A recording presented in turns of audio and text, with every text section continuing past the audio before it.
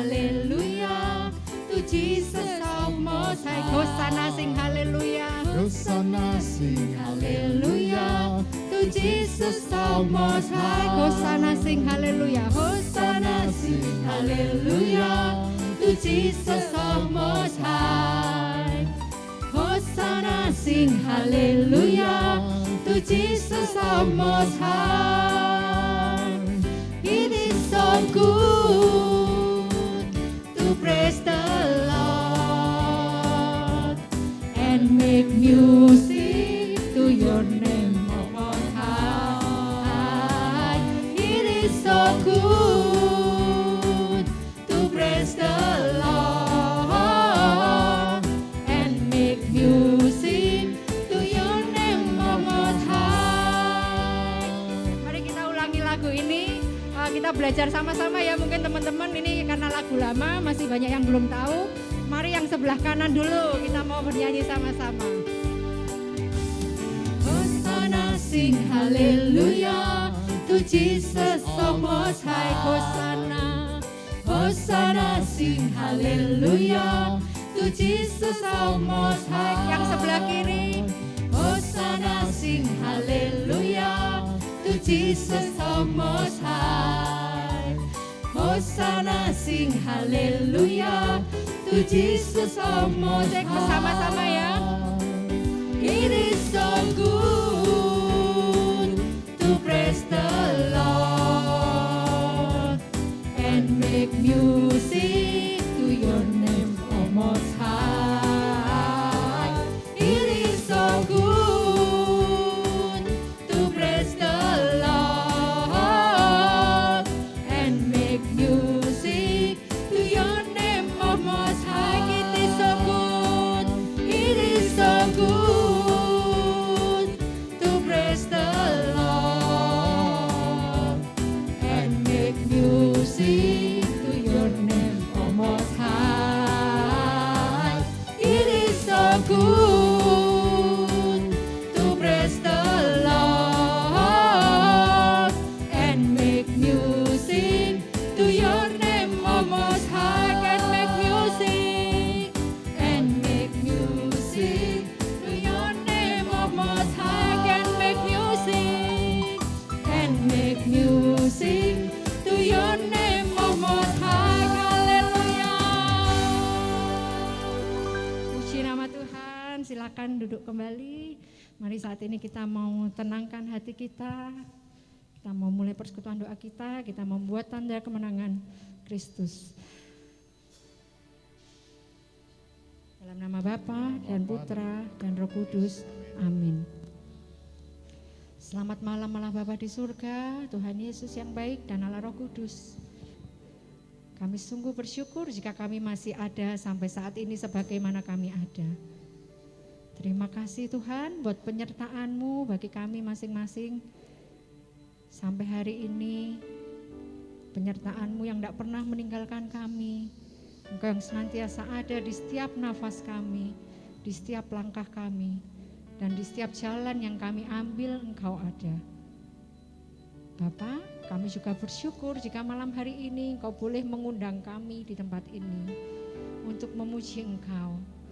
Ini kami Tuhan, kami rindu untuk mengenal Engkau lebih lagi. Kami datang di tempat ini. Layakkan kami Tuhan, ampuni segala dosa dan kesalahan kami. Biarkanlah segala puji-pujian yang kami naikkan pada malam hari ini boleh senantiasa menyenangkan hati-Mu.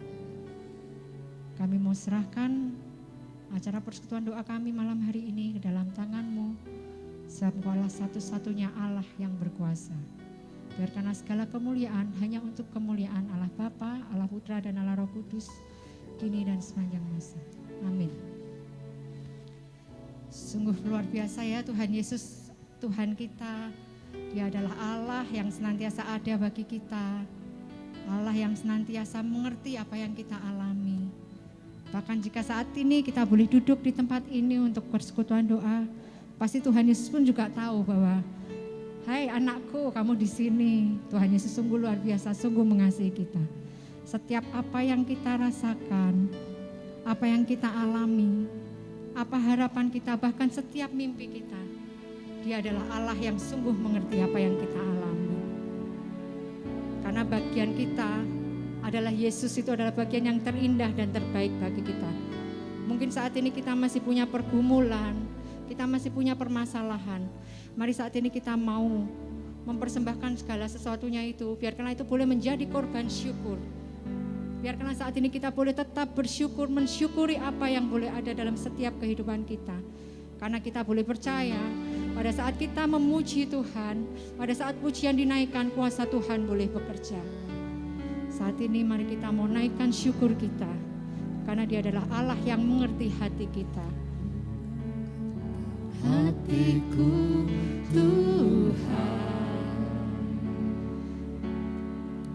Kau tahu rinduku Tuhan, Kau tahu harapku, Kau tahu harapku, Kau tahu mimpiku, di tangan-Mu Tuhan. Dalam segenap jalanku, dalam segenap jalanku, dalam setiap langkahku, hanya Kau Tuhan yang kuandalkan menghadapi semua. Yesus, Kau anugerah terindah dalam hidupku. Kau sungguh berarti di setiap jalanku, dan anugerah-Mu selalu mempesonaku. Yesus, Kau terbaik, Yesus, Kau termanis di dalam hidupku. Mari kita mau katakan bahwa Dia adalah Allah yang sungguh tahu hati kita.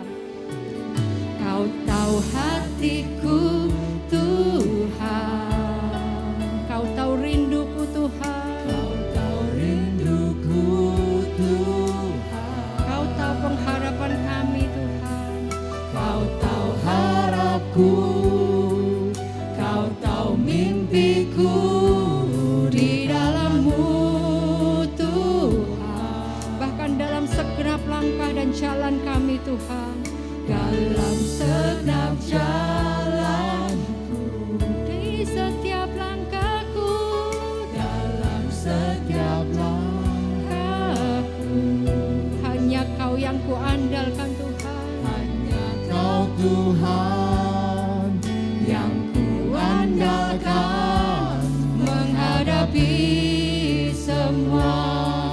Oh Yesus, Yesus, Yesus, Kau anugerah terindah dalam hidupku. Kau sungguh berarti di setiap jalanku, dan anugerah-Mu selalu mempesonaku. Yesus, Kau terbaik, Yesus, Kau termanis di dalam hidupku. Mari saat ini saya undang untuk boleh bangkit berdiri, kita panggil Dia Yesus, Yesus. Yesus, Kau anugerah terindah dalam hidupku. Kau sungguh berarti, Kau sungguh berarti di setiap jalanku, dan anugerah-Mu selalu mempesonaku. Yesus, Kau terbaik, Yesus, Kau termanis di dalam hidup. Panggil Dia Yesus, karena Dia adalah anugerah yang terindah bagi kita. Yesus, Kau anugerah terindah dalam hidupku. Amin. Kau sungguh berarti di setiap jalanku, dan anugerah-Mu selalu mempesonaku. Yesus, Kau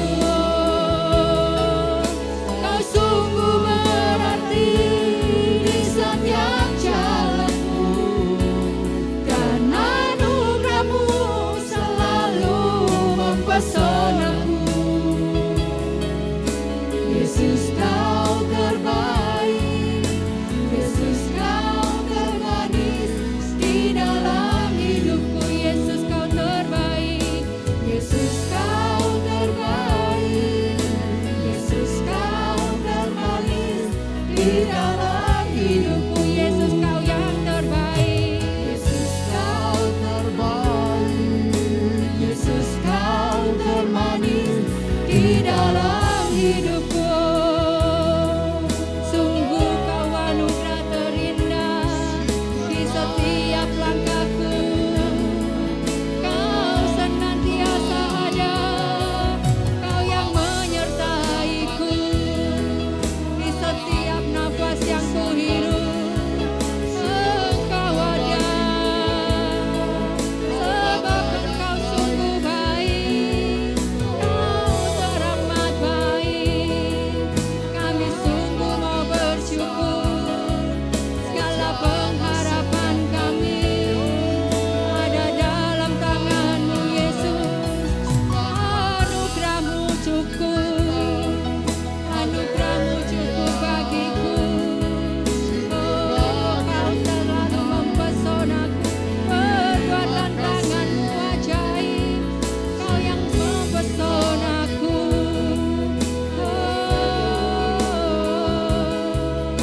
Mari naikkan syukur-Mu, naikkan syukur-Mu sebab Dia Allah yang baik.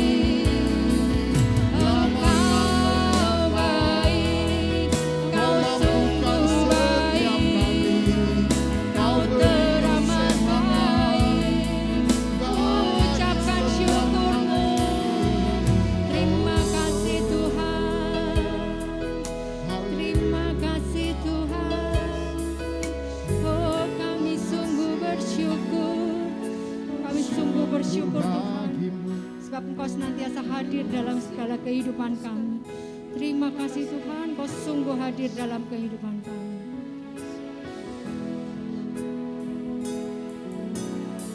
Segala pujian syukur bagi-Mu, Kau hadir dalam hidupku. Kini ku datang sujud di hadapan-Mu, memuji-Mu, menyembah-Mu. Yesus, ku menyembah-Mu. Biar segala pujian hanya bagi Dia. Oh, segala pujian syukur bagi-Mu, Kau hadir dalam hidupku. Kini ku datang sujud di hadapan-Mu, memuji-Mu, menyembah-Mu. Yesus, ku menyembah-Mu.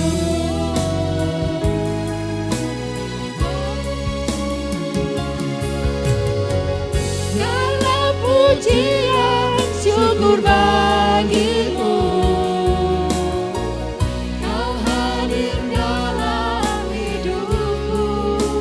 Kini ku datang sujud di hadapan-Mu, memuji-Mu, menyembah-Mu. Yesus, ku menyembah-Mu. Yesus, Kau ku sembah. Yesus, ku menyembah. Yesus, Kau satu-satunya.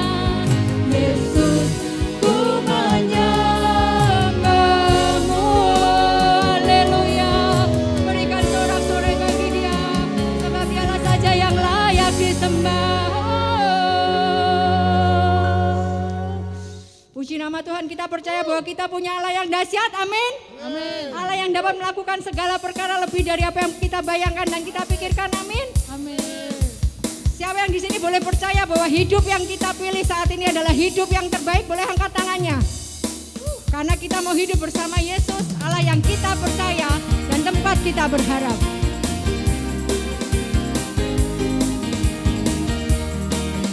Mari kita boleh tepukkan tangan kita untuk memuji Tuhan.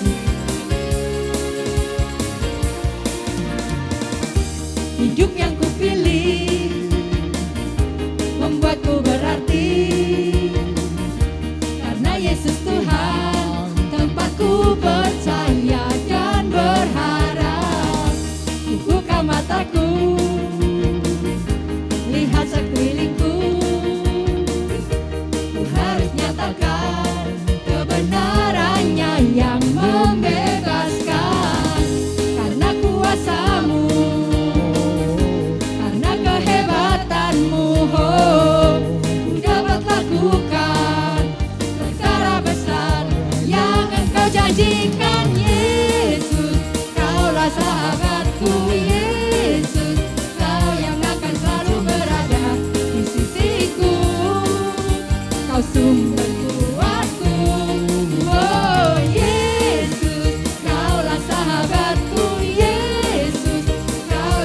pernah jemu-jemu di sisiku, Kau sumber kuatku. Kita mau katakan sekali lagi bahwa hidup yang kita pilih adalah hidup yang terbaik, sebab kita punya Yesus Allah yang kita percaya. Hidup yang kupilih membuatku berarti, amin.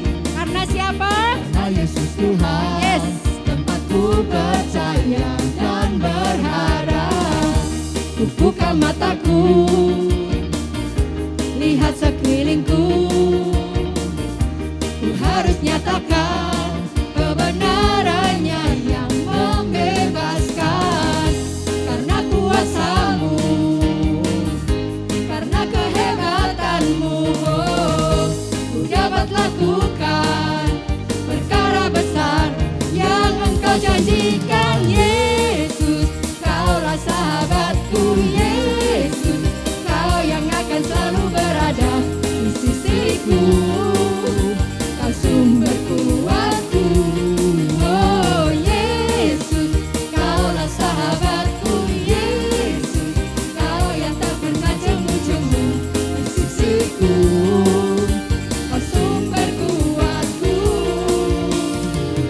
Kau sahabatku, berada di sisiku. Kau sahabatku selama-lamanya. Katakan sekali lagi. Kau sahabatku, berada di sisiku selama-lamanya. Mari kita tepukkan tangan di atas kepala kita. Yesus, Kaulah sahabatku. Yesus, Kau yang akan selalu berada di sisiku, Kau sumber kuat. Panggil dia dengan keras. Yesus, Kaulah sahabatku. Yesus, Kau yang tak pernah jemu-jemu di sisiku, Kau sumber kuatku. Yesus, Kaulah sahabatku. Yesus, Kau yang akan selalu berada di sisiku, Kau sumber kuatku. Oh Yesus, Kaulah sahabatku. Yesus, Kau yang tak pernah jemu-jemu di sisiku, Kau sumber kuatku. Kau sahabatku, berada di sisiku. Kau sahabatku selama-lamanya. Kau sahabatku, berada di sisiku selama-lamanya. Oh haleluya. Puji nama Tuhan. Saya melihat wajah-wajah penuh sukacita di tempat ini. Boleh kita tepuk tangan buat Tuhan Yesus sekali lagi. Haleluya. Mari silakan duduk kembali.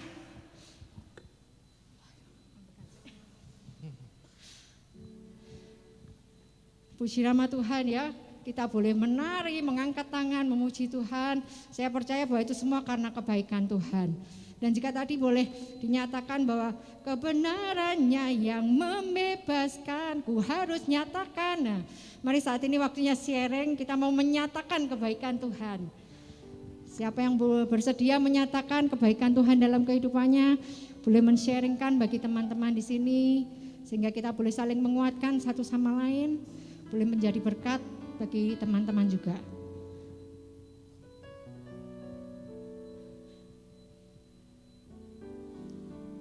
Mari, siapa yang rindu untuk men-sharingkan kebaikan Tuhan, boleh mengangkat tangannya.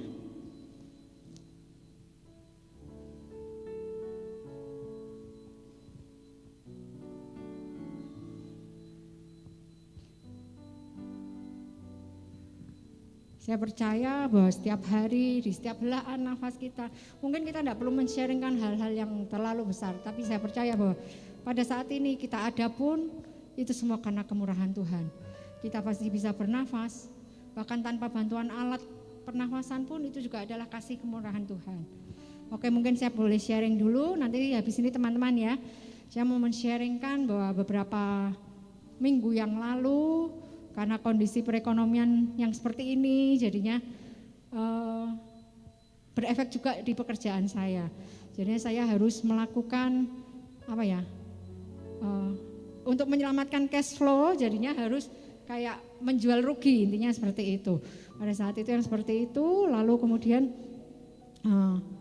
harganya tidak kunjung naik pada saat itu. Jadinya Tuhan, ini gimana kalau kayak gini terus, sedangkan saya juga masih punya karyawan yang harus menggantungkan hidupnya pada perusahaan ini. Terus ini bagaimana yang seperti itu. Puji nama Tuhan, pada saat saya boleh berseru dalam nama Tuhan, Tuhan boleh membebaskan saya. Tetapi Tuhan itu adalah Tuhan yang hidup. Tidak cuma itu saja. Saya memang mengalami suatu kerugian, tapi Tuhan boleh menyelamatkan saya dari kerugian yang lebih besar lagi. Tapi pada saat besok pagi saya berdoa, seperti biasa namanya manusia, aduh tuh kok rugi ya masih seperti itu. Tapi Tuhan itu luar biasa, dia sungguh-sungguh Allah yang hidup. Pada saat saya berdoa, Tuhan mengingatkan saya boleh mendapatkan ayat bahwa jika engkau mau ikut Tuhan, jangan menoleh ke belakang. Jadi pada saat saya mau mengingat-ingat, loh kok saya masih rugi ya Tuhan, meskipun sudah kok selamatkan, kok saya masih rugi ya, kok saya masih mengalami kerugian. Tuhan itu begitu luar biasa, Tuhan begitu mengenal saya. Jadinya pada saat saya mau menoleh ke belakang, berpikir akan memulai tidak bisa bersyukur lagi, tapi Tuhan mengingatkan, ayo nak jalan ke depan. Puji nama Tuhan, karena buat saya tuh berarti sekali, karena Tuhan itu benar-benar Allah yang hidup, Allah yang benar-benar mengerti apa yang saya rasakan. Bahkan apa yang hampir saya lakukan pun dia sudah tahu lebih dulu. Bagian saya adalah saya percaya dan saya berjalan dalam iman bahwa segala sesuatunya ada di tangan Tuhan. Puji nama Tuhan, saya boleh punya Allah yang hidup, bersyukur sekali punya Tuhan Yesus Allah kita. Oke, mari silahkan mungkin teman-teman boleh ada yang mau sharing? Oh Hendra, puji nama Tuhan.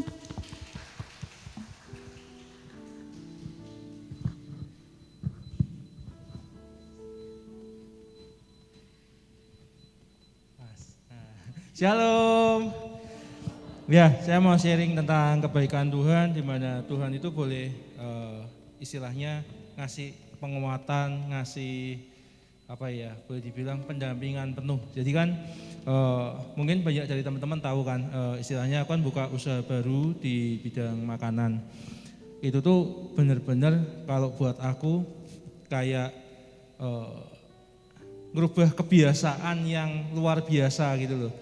Jadi bisnis istilahnya usaha baru ini yang bidang makanan itu mengharuskan aku tidur sampai tengah malam atau lebih, tapi bangun juga harus subuh gitu loh. Itu tuh di luar kebiasaanku, yang dimana dulu itu kalau misalnya katakanlah aku masuk kantor 8:30, aku tuh baru bangun 7:30. Jadi itu tuh memaksa boleh dibilang kebiasaan yang boleh dibilang dulu suka mepet banget lah. Bangun, mandi, berangkat. Kalau sekarang ini kan aku harus usaha itu kan jualan makanan kan harus pagi tuh. Jadi jam 5 sudah paling telat jam 5 itu sudah harus bangun, sudah harus cepat-cepat berangkat, 5:30 berangkat ke tempat jualan. Terus nanti jam 8 berangkat ke kantor. Terus polanya sampai sore pulang kerja sudah harus siap-siap masak lagi sampai nanti malam mungkin sekitar jam 12-an baru selesai. Jadi benar-benar boleh dibilang kebiasaan itu kan, namanya kita ngomong kebiasaan itu tuh susah banget dirubah, apalagi yang buat kita kadang itu sudah terlanjur nyaman. Aku tahu sih kadang itu aku tuh terlalu santai dan katakanlah terlalu nyepeleke masalah waktu. Tapi di sini aku bersyukur bahwa lewat Tuhan boleh percayakan sesuatu lewat usaha yang baru, Tuhan tuh boleh bentuk kayak kebiasaanku yang tadinya tidak bisa bangun pagi, sekarang harus bangun pagi. Dan bahkan di saat-saat mungkin katakanlah aku tuh orangnya juga bosenan, maksudnya yang jalan sesuatu sedikit itu tuh sering bosen gitu loh. Jadi tidak lanjut, gerak sedikit, sudahlah capek. Tapi di sini juga Tuhan boleh ajarkan bahwa saat kita boleh setia pada perkara kecil, Tuhan boleh tambahkan perkara-perkara lain yang mungkin boleh mengubah hidup kita, bentuk hidup kita lebih lagi. Bahkan aku bersyukurnya gini sih, namanya jualan makanan itu kan istilahnya, aku terus terang aku juga nggak mulai dari yang besar. Tapi bersyukurnya bahwa dalam perjalanan ini yang sebulan, aku tuh boleh ningkatin kuota jualanku sampai 2 kali. Jadi aku enggak bisa ngomong ini berkat istilahnya kerja kerasku, bukan, tapi aku bersyukur bahwa Tuhan itu boleh buka ke jalan, Tuhan boleh kasih jalan saat kita mau berusaha, dan lagi-lagi kita boleh setia dalam perkara kecil, kita terus andalkan Tuhan. Bahkan saat masa, aku tuh keinget omongannya Ci Caroline sih, sempat Ci Caroline tuh sempat cerita gini, piye caranya buat makanan itu biar enak. Saat kamu masak, kamu tuh sebutan namanya Yesus kayak gitu loh.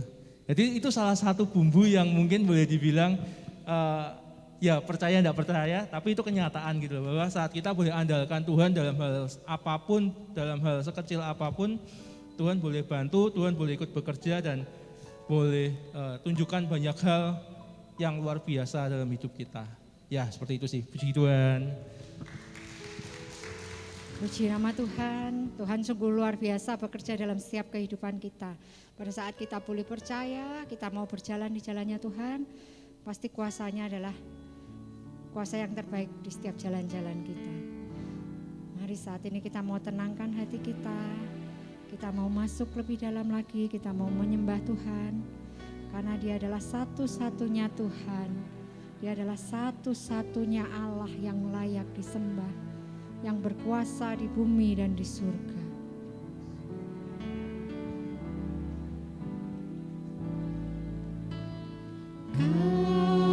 Kaulah Tuhanku, Kaulah Rajaku, Kau yang termulia di bumi dan di surga.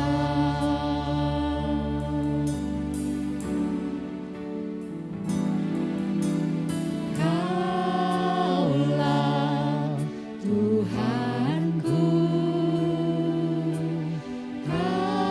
Kaulah Rajaku, Kau yang termulia di bumi dan di surga. Ku sembah Kau Tuhan, ku sembah Kau Tuhan, ku puji, ku muliakan nama-Mu.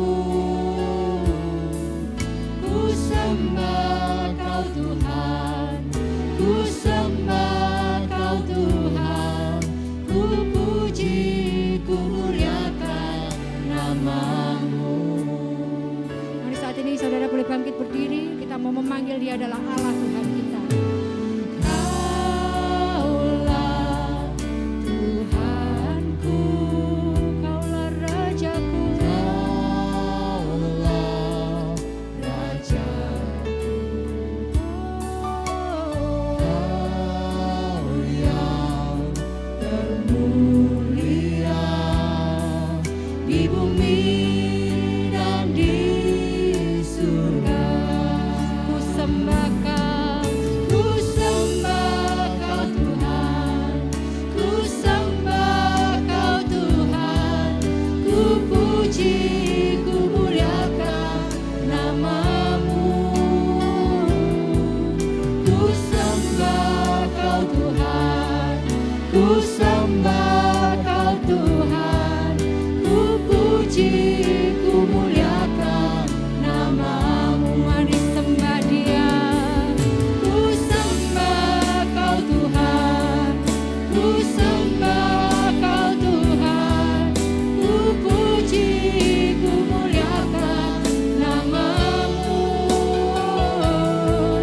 Ku sembah Kau Tuhan, ku sembah Kau Tuhan, ku puji, ku muliakan nama-Mu. Mari sembah Dia.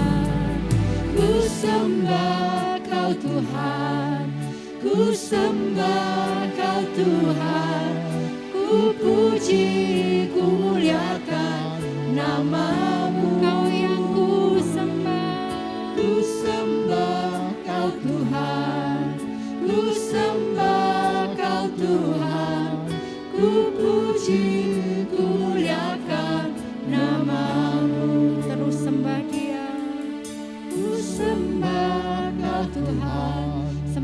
yang saat ini hadir di depan kita. Dia adalah Raja di atas segala raja. Dia adalah Tuhan kita. Sembahlah Dia, teruslah berfokus padanya. Ku sembah Kau Tuhan, ku sembah Kau Tuhan, ku puji, ku muliakan nama-Mu.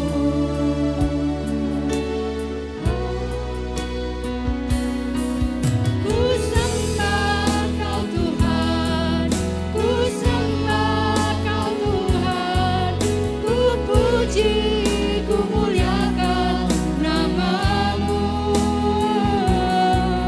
Ku sembah Kau Tuhan, ku sembah Kau Tuhan, ku puji, ku muliakan nama-Mu. Ku sembah Kau, ku sembah.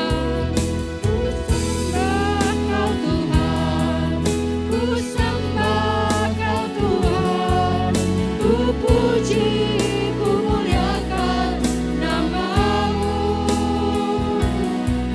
Ku sembah Kau Tuhan, ku sembah Kau Tuhan, ku puji, ku muliakan nama-Mu. Ku puji, ku muliakan, ku puji, ku muliakan nama-Mu. Kau puji dan muliakan, ku puji, ku muliakan nama-Mu.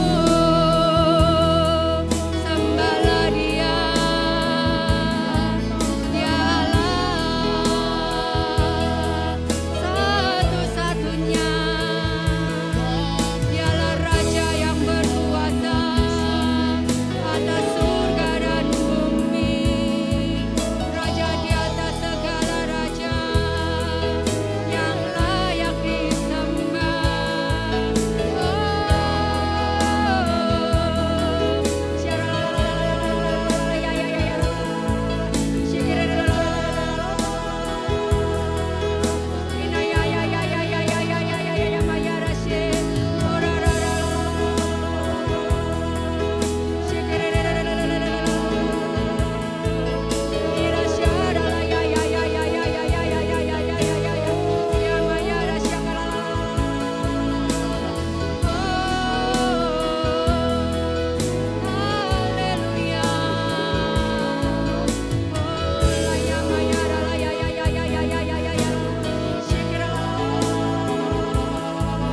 Teruslah berbahasa roh, teruslah berbahasa roh.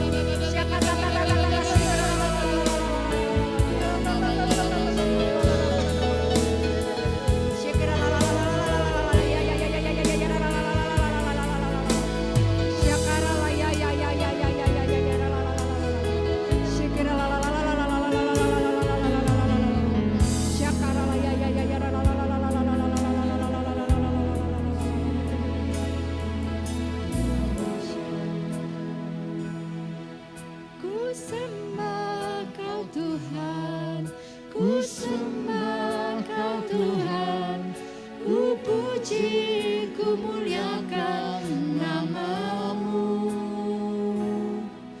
Ku sembah Kau Tuhan, ku sembah Kau Tuhan, ku puji, ku muliakan nama-Mu. Ku puji, ku puji, ku muliakan nama-Mu. Ku puji, ku puji, ku muliakan nama-Mu.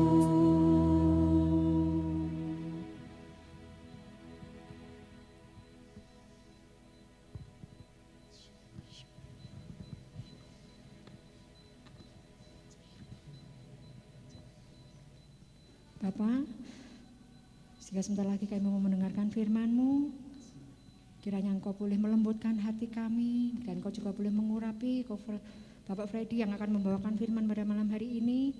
Bentuklah kami ya Tuhan, seturut dengan kehendak-Mu, dan kami percaya bahwa apa yang ditaburkan pada malam hari ini tidak akan pulang dengan sia-sia, karena segala yang ditaburkan pada malam hari ini adalah berasal dari Engkau sendiri, Allah kami, Allah yang hidup.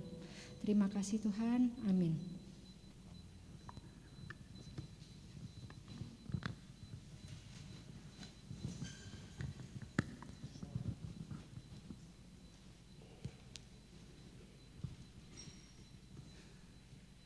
Shalom Bapak Ibu, Bro and Sis, Shalom, selamat malam. Ketemu lagi dengan saya selalu punya kerinduan ya kalau diminta bertugas di PDKY itu saya selalu suka, selalu tidak pernah menolak gitu ya. Karena memang saya rindu pujiannya, saya rindu penyembahannya dan itu luar biasa menurut saya. Nah, pada malam hari ini Bapak Ibu, saya ditugaskan untuk membawakan sharing firman. Topiknya itu berawal dari benih. Ya, berawal dari benih dan ini sepertinya merupakan satu series begitu ya. Dan ini kebetulan ini yang series yang pertamanya diambil dari Markus bab 4 ayat 26 sampai 29. Ya, karena ini ayatnya cukup pendek begitu ya, saya akan bacakan saja. Bapak Ibu Bro NC silahkan menyimak begitu ya. Lalu kata Yesus, beginilah hal kerajaan Allah itu seumpama orang yang menaburkan benih di tanah. Lalu pada malam hari ia tidur dan pada siang hari ia bangun. Dan benih itu mengeluarkan tunas, dari tunas itu makin tinggi. Bagaimana terjadinya tidak diketahui orang itu. Bumi dengan sendirinya mengeluarkan buah, mula-mula tangkainya, lalu bulirnya, kemudian butir-butir yang penuh isinya dalam bulir itu. Dan apabila buah itu sudah cukup masak, orang itu segera menyabit sebab musim menuai sudah tiba.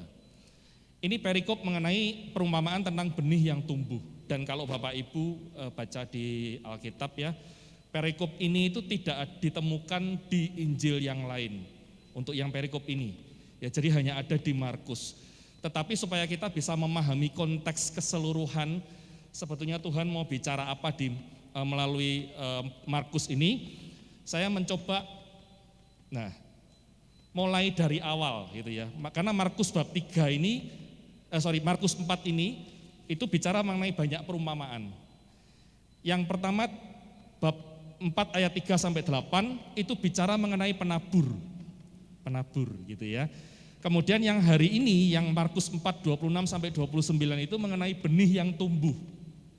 Dan nanti Markus 4 yang 30 sampai 32 itu bicara mengenai biji sesawi. Nah, sekarang bedanya apa? Karena kalau kita baca itu sebetulnya isinya ya hampir sama. Ya, penabur yang menaburkan benih ya, kemudian ini kalau kita lihat ya di Markus 4 ayat 3 sampai 8 perumpamaan tentang penabur bicara tentang bagaimana setiap orang merespon firman Tuhan yang sudah diterimanya. Kenapa saya bisa bicara seperti itu? Kalau kita lihat perikopnya ini ya, kita lihat pada waktu penabur keluar untuk menabur, pada waktu ia menabur sebagian benih jatuh di pinggir jalan. Lalu datanglah burung dan memakannya sampai habis. Sebagian jatuh di tanah yang berbatu-batu, sebagian lagi jatuh di semak yang berduri, dan sebagian lagi jatuh di tanah yang baik. Ada beberapa yang mentafsirkan bahwa yang jatuh di tanah yang baik inilah yang dimaksud di Markus bab 4 ayat 26 sampai 29. Tapi karena itu masih penafsiran ya, jadi kita tidak akan membahas itu. Tetapi kalau kita baca di sini, kita melihat bahwa sebetulnya kalau bicara bab 4 ayat 3 sampai 8 ini lebih bicara bagaimana firman Tuhan yang diandaikan dengan benih ini ketika ditaburkan oleh penabur itu diterima oleh setiap orang, itu setiap orang punya respon yang beda-beda. Jadi fokusnya pada individu yang menerima firman tersebut. Jadi kalau kita misalkan kita datang PD ini, kemudian ada yang sharing firman, kemudian kita sebagai umat mendapatkan sesuatu nih gitu ya. Dan itu mengena di hati kita. Dan itu terus menjadi rema dalam hidup kita. Lah itu berarti kita bicara mengenai jatuh di tanah yang baik gitu ya. Tapi ada juga yang mungkin cuma datang mendengarkan misalkan begitu ya. Kalau kita ke gereja misa begitu mendengarkan ya hari ini Romo khotbah, Romo homili, setelah itu kita keluar mungkin sudah lupa lagi ya. Ya mungkin ada yang seperti itulah. Itu kita bicara mengenai respon tiap individu dalam menerima firman yang diandaikan oleh benih tadi, yang diandaikan dengan benih tadi. Nah, sedangkan yang kita bahas malam ini itu bukan fokus pada respon kita, karena saya percaya yang hadir di sini malam ini levelnya sudah enggak yang mungkin yang di atas-atas itu. Bapak Ibu yang hadir di sini pasti adalah yang jatuh di tanah yang baik. Bapak Ibu adalah tanah yang baik. Ketika mendengarkan firman Tuhan, ia tumbuh dengan suburnya dan berbuah, hasilnya ada yang 30 kali lipat, 60 kali lipat, dan 100 kali lipat. Ya, yang hadir di sini pasti tanah-tanah yang baik. Nah, kita enggak fokus di situ. Nah, sekarang coba kita melihat yang perumpamaan mengenai benih yang tumbuh dan biji sesawi. Itu fokusnya sebetulnya kalau tadi pada individu, sekarang ini pada pertumbuhan kerajaan Allah. Pertumbuhan kerajaan Allah. Ya, kalau kita baca lagi ya, lalu kata Yesus, beginilah kerajaan Allah. Itu seumpama orang yang menaburkan benih di tanah dan seterusnya. Nah, ini bicara tentang pertumbuhan kerajaan Allah, dan di paling akhir bagiannya kita bisa mendapatkan kesimpulan bahwa bumi dengan sendirinya akan mengeluarkan buah, pasti itu. Dan apabila buah itu sudah cukup masak, orang itu segera menyabit sebab musim menuai sudah tiba. Ini artinya adalah suatu janji kepastian bahwa firman Tuhan tidak pernah gagal untuk mencapai tujuannya.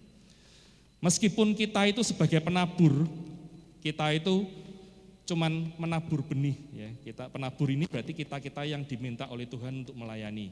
Kita yang diminta oleh Tuhan untuk melayani Tuhan dengan apapun posisi kita, dengan apapun kemampuan kita.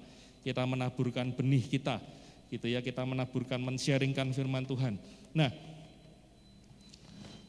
apapun yang akan kita lakukan, mungkin kita merasa bahwa wah, saya ini kok diminta untuk melayani Tuhan di gereja sebagai, misalkan sebagai ketua lingkungan begitu ya. Ketua lingkungan ini kok berat sekali gitu ya. Lingkungan saya ini kok rasanya kalau mau diajak aktif, susahnya minta ampun. Diajak tugas kur tiap hari, kalau di gereja paroki saya tuh ada misa harian tuh pagi jam 5:30, dan itu kurnya komplit Bapak Ibu. Kurnya komplit, jadi ada organis, ada kurnya ada 5 orang. Lah itu yang ketua lingkungannya yang pusing. Setiap kali mau tugas kur, ditanya di grup WA, siapa yang bisa tugas kur? Kadang dicuekin Bapak Ibu. Jadi seolah-olah kalau yang bekerja sebagai ketua lingkungan tuh mungkin seolah-olah bekerja, aku nih kok krosone kerja dewean ya, kerja sendirian gitu ya. Tidak ada yang mendukung gitu. Tetapi yakinlah bahwa sesuatu yang kita tabur, benih yang kita tabur, itu pasti akan jadi, akan berbuah. Cuman kapan, itu bukan hak kita, itu bukan kuasa kita. Itu adalah yang memastikan adalah hak prerogatifnya Tuhan. Itu Tuhan yang akan dengan waktunya Tuhan sendiri menumbuhkan, dan akhirnya nanti kita akan menuai. Yang menumbuhkan itu Tuhan dan bukan kita. Kita hanya menanam, menabur begitu. Nah, yang kita dapat dari ayat ini adalah firman Tuhan itu pasti tidak pernah gagal untuk mencapai tujuannya. Walaupun seolah-olah saat ini apa yang kita lakukan itu seperti jalan di tempat. Nah, sama dengan yang biji sesawi ini. Biji sesawi ini kalau kita lihat, saya ini tadinya biji, namanya orang enggak tahu tanaman ya Bapak Ibu. Bagi saya tanaman itu semua sama. Beda kalau sama istri saya itu bisa membedakan ini tanaman apa. Saya itu wong ada buahnya aja tetap enggak bisa membedakan, apalagi belum berbuah itu ya. Saya ditanya ini tanaman apa, saya enggak mudeng gitu ya. Saya sampai tanya biji sesawi ini apa toh? Gitu ya. Dulu saya pernah tanya begitu. Saya pikir sawi itu ya. Bukan sawi, biji sesawi itu kecilnya kayak gini nih. Tetapi kalau tumbuh dia bisa menjadi pohon yang 3-6 meter. Besar sekali. Nah, dengan apa kita hendak membandingkan kerajaan Allah itu, atau dengan perumpamaan manakah hendaknya kita menggambarkannya? Hal kerajaan itu seumpama biji sesawi yang ditaburkan di tanah. Memang biji itu yang paling kecil daripada segala jenis benih yang ada di bumi. Tetapi apabila ia ditaburkan, ia tumbuh dan menjadi lebih besar daripada segala sayuran yang lain dan mengeluarkan cabang-cabang yang besar, sehingga burung-burung di udara dapat bersarang dalam naungannya. Dari perikop ini fokusnya pada apa? Jangan pernah memandang rendah atau memandang kecil apapun tugas pelayanan yang diberikan kepada kita. Karena sekecil apapun tugas pelayanan itu, pasti suatu saat akan menjadi besar, berbuah menjadi besar. Tadi yang saya contohkan, mungkin saya boleh tanya di sini apakah ada Bapak Ibu yang di sini yang ada sebagai ketua lingkungan tadi? Apakah ada yang bertugas sebagai, satu, ada ketua lingkungan. Terima kasih Bapak Ibu yang boleh bertugas sebagai ketua lingkungan gitu ya. Kenapa saya contohnya topiknya hari ini ketua lingkungan? Ini periode-periode di mana gereja Katolik ini hampir semua paroki ada perubahan kepengurusan ya, dewan paroki, berubah semua nih. Dan ini periode di mana orang rame-rame meminang orang gitu. Meminang itu maksudnya meminta kita untuk dijadikan, ayo bantu aku gitu. Demikian juga di PD ya, PD kan ini juga periode yang sama dengan perubahan kepemimpinan. Nah, yang paling sulit Bapak Ibu dalam kepengurusan gereja, kalau milih yang posisinya mentereng gitu ya, posisinya di atas, kan ada PGPM ya, pengurus gereja Papa Miskin gitu ya. Itu kan sebetulnya terdiri dari bendahara, sekretaris, ya kemudian wakil dewan dan romonya. Itu kan PGPM-nya. Itu rodok gampang karena posisinya itu mentereng Bapak Ibu. Posisinya itu dikenal orang gitu ya. Itu pun juga masih banyak yang nolak. Tetapi yang paling susah kalau disuruh mencari apa? Ketua lingkungan. Nyari ketua lingkungan itu susahnya hampir sama mungkin kayak nyari jodoh dulu gitu ya. Karena apa? Ditawari kita mau cari, Pak, Bu, bantu ya ketua lingkungan. Waduh, saya repot. Saya waktunya enggak nyanda gitu ya. Sampai ada di lingkungan saya itu, satu ketua lingkungan karena sudah menjabat terlalu lama, dia saking frustasinya gitu ya. Dan ini terjadi Bapak Ibu. Suatu hari, suatu sore dia belum dapat gantinya dia. Kemudian tiba-tiba ada tetangga baru yang barusan punya anak, usia kecil, ulang tahun atau bagaimana, mengirimkan hampers ke rumahnya dia. Totok. Dan ketua lingkungan yang lama ini ngerti bahwa ini orang, ini Katolik loh ini, dan ini sering misa di tempat gereja paroki saya gitu ya.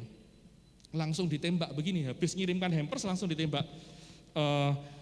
Bu, bantu kami ya di lingkungan ya, sebagai ketua lingkungan ya. Nah orangnya kan yang enggak tahu apa-apa ditembak nih ya, bingung loh ya. Ketua lingkungan itu apa, tugasnya apa gitu ya. Karena orang yang enggak biasa aktif di gereja itu kan bingung, ketua lingkungan itu tugasnya apa gitu ya. Akhirnya dia cerita, ya wes lah dicoba dulu begitu. Dan akhirnya kita yang kasihan. Karena apa? Masih punya anak usia 4 dan 2 tahun. Nah, kami harus berterima kasih kepada ketua-ketua lingkungan yang baru ini. Kenapa? Tanggung jawab menaburkan benih itu bukan hanya pada pewarta, bukan hanya pada ketua, bukan hanya pada koordinator. Tetapi justru dimulai dari hal-hal yang kecil. Kalau gereja Katolik kita itu yang paling kecil adalah keluarga. Lingkup yang paling kecil adalah keluarga. Setelah keluarga, yang paling kecil berikutnya, dan itu sebetulnya menjadi saksi kerajaan Allah pertama kali. Jadi orang kalau mau melihat kehadiran kerajaan Allah, itu sebetulnya ada di ketua lingkungan. Karena apa? Semua urusan kita, anak mau nikah misalkan, atau kita sendiri yang mau nikah, mesti larinya ke ketua lingkungan gitu ya. Kita mau ngurus apapun ke ketua lingkungan. Kalau ketua lingkungannya itu enggak, pelayanannya bagus, kemudian dia melayani dengan penuh semangat, enggak dibayar pun, wah melayaninya luar biasa, orang akan melihat gabung di gereja Katolik itu luar biasa ya. Saya yang enggak tahu apa, kepingin gabung di gereja Katolik, akhirnya dibantu. Jangan sampai malah ada yang dulu kepahitan malahan dengan gereja Katolik gara-gara ketua lingkungannya melayaninya enggak sungguh-sungguh. Kalau ditanya jutek begitu ya, jawabannya sengak gitu. Nah akhirnya apa? Orangnya malah pindah ke gereja Kristen Protestan. Yang di sana mereka merasa saya di sana dihargai betul begitu ya. Di sini saya dibentak-bentak begitulah. Justru wajah kerajaan Allah itu justru ada di yang level yang paling utama, itu ada di ketua lingkungannya.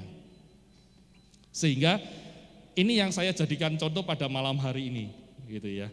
Nah, fokus yang di biji sesawi dan yang benih yang tumbuh itu sebetulnya fokusnya pada pertumbuhan gereja atau pertumbuhan kerajaan Allah. Nah, ini pada waktu saya dikontak Ci Kristina untuk membawakan topik ini videonya ya. Kalau videonya ini saya bisa mainkan dengan, bisa minta tolong. Ini video mengenai pertumbuhan benih ya, dari mulai biji sampai akhirnya dia tumbuh. Ini dari kacang hijau gitu ya. 1 menit setengah kita coba. Sebetulnya ada ininya, jadi tidak usah pakai suara normal, kita lihat saja. Ini pelaburnya ya, pelabur benih. Kemudian dia hanya menanam saja. Ya dia kemudian persis dengan ayat tadi, dia ngapain, dia kerja, dia tinggal tidur gitu ya. Nggak tahu bagaimana caranya, tiba-tiba tumbuh saja. Tiba-tiba tumbuh sampai nanti jadi ini video yang merekam detik-detik pertumbuhan itu ya. Cuman kan dipercepat jadi dia seolah-olah kayak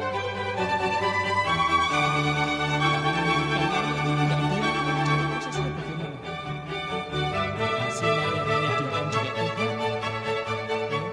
Kemudian juga proses di dalam tanahnya sampai ini benih bibitnya ini bisa tumbuh ini juga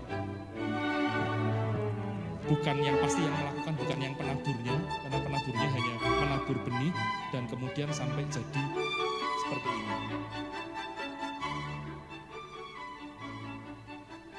Nah, itu prosesnya kecil-kecil begitu, dia tumbuh.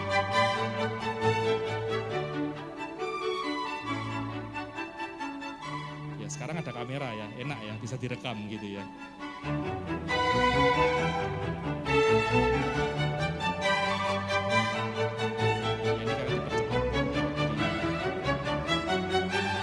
Nah, ini saya praktekkan loh Bapak Ibu. Saya kemarin nanam, cuman saya foto, saya lupa masukkan di sini. Saya beneran waktu diminta membawakan firman ini, saya nanamkan kacang hijau di rumah gitu ya. Kemudian dikasih air sedikit. Ya saya tinggal tidur setelah itu ya. Kemudian kalau lihat tiba-tiba yang muncul begitu tingginya dan keluar-keluar begitu, dengan mempraktekkan itu, ya kita memang menyadari bahwa sebetulnya tugas kita ini hanya memastikan bahwa kita itu menabur benih dengan benar, dengan cara yang benar. Dan benih yang kita taburkan itu benih yang baik, ya. Benih yang baik. Benih itu firman Tuhan. Firman Tuhan sendiri bisa kadang berupa seperti mewartakan begitu, atau bisa juga kita dengan teladan hidup kita sebagai apapun yang dipilih kita sebagai porsi kita sebagai pelayan Tuhan.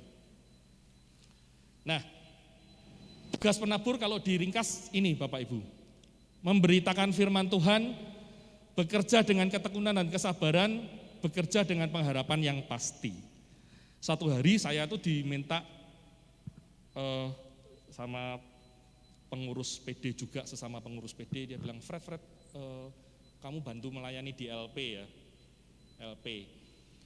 Loh, kayaknya kita kan PD kita sering melayani di LP, saya bilang begitu. Iya, karena memang tidak banyak PD yang berani untuk melayani di LP, dia bilang waktu itu gitu. Iya, oke, saya lihat waktunya bisa. Dulu-dulu susah bisanya karena LP itu selalu melayaninya pagi Bapak Ibu. Jam 9 sampai jam 11 lah, orang kalau kerja ya enggak bisa tuh. Saya kadang seringkali waktunya enggak bisa, tapi kebetulan waktu itu jadwalnya bisa dan pas. Bayangan saya waktu menerima tugas penugasan itu, saya dikasih topik firmannya pokoknya sukacita ya, karena Agustus itu harus sukacita, karena mungkin Agustus itu masa orang dapat remisi ya, warga binaan. Temanya sukacita. Oke, saya siapkan. Bayangan saya sampai H-1 itu saya akan melayani di LP wanita Bapak Ibu. LP wanita, enggak apa-apa gitu ya, kan enggak sengeri kalau LP pria gitu ya, LP laki gitu ya. Besoknya saya jemput yang satu tim pelayanan, ini kita ngelayani di mana toh? Oh di LP laki-laki. Saya langsung kaget, loh LP laki itu. Saya kira LP-nya LP perempuan. Waduh, kok LP laki ya gitu ya. Ya tapi sudah terlanjur ya toh, enggak bisa, kan lucu kalau mau sudah berangkat gitu tahu LP laki, wah aku enggak jadi ya, enggak berani gitu ya, kan lucu banget. Nah akhirnya saya tetap melayani di LP Bapak Ibu. Saya enggak tahu setiap kali saya dapat tugas seperti itu kan biasanya mesti nyocokkan waktu, kemudian saya berdoa, Tuhan memang ini memang saya boleh melayani ya pokoknya jadwalnya dibuat bisa gitu ya. Saya melayani dan waktu itu kalau melayani itu saya jarang bilang kalau saya itu juga ngajar di Unika. Tapi waktu itu saya melayani, saya bilang, saya juga mengajar di Unika. Ternyata Tuhan itu memang punya rencana luar biasa Bapak Ibu. Setelah selesai semua acara, saya didekati oleh satu warga binaan. Itu ya. Bapak ngajar di Unika ya Pak? Iya. Fakultasnya apa? Saya sebutkan begitu ya. Ya saya sebutkan dah, FEB, saya ngajar di akuntansi gitu. Kemudian, waduh Pak, kebetulan sekali. Saya itu punya anak kuliah di sana, dan saat ini saya tidak bisa menghubungi anak saya. Setelah saya masuk ke dalam sel ini, istri dan anak saya itu meninggalkan saya, dan saya tidak bisa kontak. Kemudian sampai sekarang saya tidak tahu kabarnya seperti apa. Ini endingnya saya juga tidak tahu Bapak Ibu. Saya ceritakan begini, endingnya saya nggak tahu karena saya ini masih proses. Ya. Tetapi saya mendapatkan informasi seperti itu, saya langsung bilang, ya berarti ini ya rencanamu ya Tuhan ya. Siapa tahu nanti melalui pertemuan ini saya bisa mempertemukan kembali anak sama, karena ini masalah yang sangat sensitif, saya nggak berani sembarangan. Ini kan orang sampai rumah tangga berpisah begitu kan pasti banyak faktor dan saya tidak berani terlalu masuk. Tetapi yang saya lihat Tuhan tuh kalau mau carikan jalan itu caranya luar biasa lah gitu ya, sampai akhirnya sampai ketemu dengan di situ, dan di situ saya tidak berhenti sampai di situ. Saya disapa lagi sama Pak Freddy, ingat saya enggak gitu. Aduh, sorry. Ingat saya enggak? Enggak, saya enggak ingat. Saya ini pernah gitu ya diajar sama Bapak. Saya kaget, usianya masih muda Bapak Ibu. Loh kok bisa kamu masuk narkoba? Ada yang 2 kali karena narkoba masih masuk lagi gitu ya. Jadi sudah pernah masuk lagi. Di melayani di LP itu saya merasa waktu pujian penyembahannya ya, mereka itu sukacitanya luar biasa Bapak Ibu. Sampai luar biasa lah pujian penyembahannya gitu ya. Mereka ya ikut nangis gitu ya. Penyanyi gembira sekali. Mereka rindu dengan itu gitu ya. Dan kemudian pada waktu mereka pulang, pada waktu kami pulang, kami mendapatkan sesuatu yang fakta-fakta yang bahwa ternyata kalau kita melayani di tempat-tempat yang paling sulit itu, yang sulit ini sebetulnya bukan paling sulit ya, tempat yang sedikit rodok enggak biasa nih gitulah ya. Tempat yang sulit itu kan kalau di pedalaman gitu ya. Tetapi setiap kali kita ditempatkan untuk melayani di tempat-tempat yang mungkin enggak enak itu, justru yang dapat banyak itu malah kita yang melayani. Sebetulnya yang diteguhkan itu kita yang melayani. Mereka merasakan sukacita mendengarkan firman Tuhan, pujian penyembahan, tetapi yang lebih sukacita lagi, yang mendapatkan banyak itu sebetulnya justru yang melayani. Karena dari situ kita bisa melihat sebetulnya walaupun mereka itu saat ini sedang mengalami pemrosesan begitu ya, oleh Tuhan diproses hidupnya begitu ya. Tetapi Tuhan tidak mengabaikan mereka kok. Mereka tetap dipelihara. Dan kemudian kita akan bisa merasakan mereka tetap bersuka cita meskipun apapun alasannya mereka tetap harus menjalani proses itu gitu ya, proses hukumannya. Nah, dari situ saya akan melihat bahwa tugas penabur itu sebetulnya tidak perlu mikirkan kita mau ditempatkan di mana, kita mau ditugaskan sebagai apa. Yang penting kita melakukan tugas sebagai pelayan Tuhan dengan sebaik-baiknya, bekerja dengan ketekunan dan kesabaran. Dan pengharapan yang pasti bahwa suatu saat nanti pasti apa yang kita lakukan ini mungkin bukan kita yang menuai, orang lain yang menuai, sesama pekerja Kristus yang menuai, yang bukan kita. Tetapi yang pasti akan menghasilkan suatu buah. Nah buahnya itu kapan? Tidak tahu. Nah ini ada satu ayat yang cukup indah juga, Pengkhotbah 11. taburkanlah benihmu pagi-pagi hari dan janganlah memberi istirahat kepada tanganmu pada petang hari, karena engkau tidak mengetahui apakah ini atau itu yang akan berhasil atau kedua-duanya sama baik. Dan dari Mazmur 126, orang-orang yang menabur dengan mencucurkan air mata akan menuai dengan bersorak-sorai. Orang yang berjalan maju dengan menangis sambil menabur benih pasti pulang dengan sorak-sorai sambil membawa berkas-berkasnya. Ini waktu baca ayat ini tuh yang kena saya sendiri Bapak Ibu. Saya itu kebagian ketiban sampur menjadi koordinator di sebuah PD. Bukan karena kecakapan saya, bukan karena kemampuan saya, tapi karena tidak ada yang mau Bapak Ibu jadi koordinator PD. Semua sudah penuh dengan tugasnya masing-masing, tinggal tidak ada yang mau. Ya, jadi akhirnya saya yang akhirnya memberanikan diri, saya menerima tugas rangkep.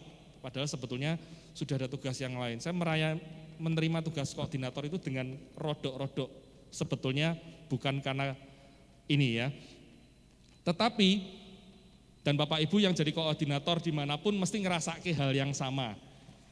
Gitu ya. Kalau di PDKY ceritanya sudah jadi, buahnya sudah kelihatan. Di PD-PD yang mungkin di PD-PD yang ada di dalam paroki, itu kondisinya banyak yang mengenaskan Bapak Ibu. PD-PD yang di dalam paroki begitu ya, kondisinya banyak yang mengenaskan. Mengenaskan tuh yang datang cuma orang 3, yang datang cuma orang 4, orang 5 gitu ya. Lah ayat ini nih sepertinya ditujukan ke saya. Seringkali kita sebagai koordinator akan bicara, waduh ini piye to iki yang kok malah tidak berbuah-buah gitu ya. Kita sudah doa macam-macam ya, kita melakukan apapun begitu ya, itu kok tidak kelihatan buahnya begitu ya. Lah melalui ayat ini sebetulnya Tuhan bicara malah kepada saya secara pribadi. Janganlah memberi istirahat kepada tanganmu pada petang hari karena engkau tidak mengetahui apakah ini atau itu yang akan berhasil. Semuanya dicoba. Ya. Kemudian orang-orang yang menabur dengan mencucurkan air mata akan menuai dengan bersorak-sorai. Yang berjalan maju dengan menangis sambil menabur benih pasti pulang dengan bersorak-sorai sambil membawa berkas-berkasnya. Ini yang menjadi kekuatan saya malahan. Ya, jadi setelah membaca ayat ini, jadi seolah-olah seperti ada motivasi yang timbul lagi begitu ya. Ya itulah, karena kegiatan pelayanan itu kita memang tidak berhak mengklaim apapun. Kalau misalkan sampai suatu saat itu berbuah, sampai itu berbuah lebat pun itu bukan keberhasilan kita sebagai pengurus, keberhasilan kita sebagai koordinator.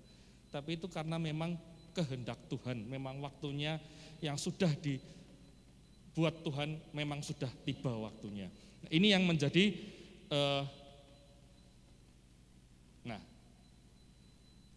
kalau tadi tugas penabur, ini sebetulnya peran Allah. Ya. Peran Allah seperti ini, menjamin pertumbuhan.